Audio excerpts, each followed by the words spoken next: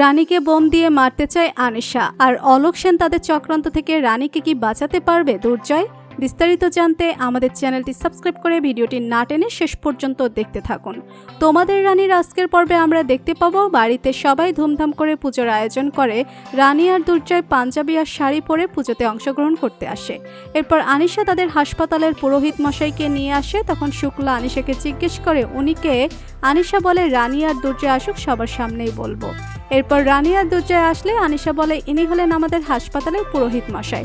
উনি অনেক বিচক্ষণ, তিনি সবকিছু চিন্তাভাবনা করে এই সিদ্ধান্ত নিয়েছেন এবারে নার্সিং হোমের রথ সাজাবে রানী।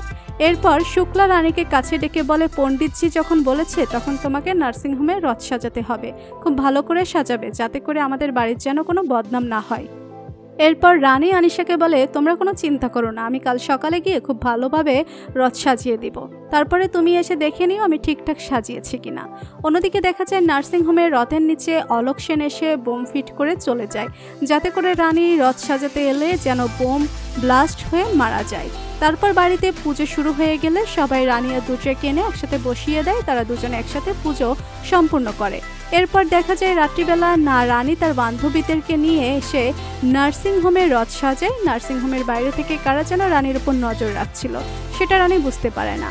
আনিশা আর অলোক সেন মিলে রানীকে মারার প্ল্যান করেছে, সেটা রানী বুঝতে পারে না। তো বন্ধুরা, শেষ পর্যন্ত কি দুর্জয় রানীকে বাঁচাতে পারবে? কমেন্ট করে জানিয়ে দিন আপনাদের মতামত।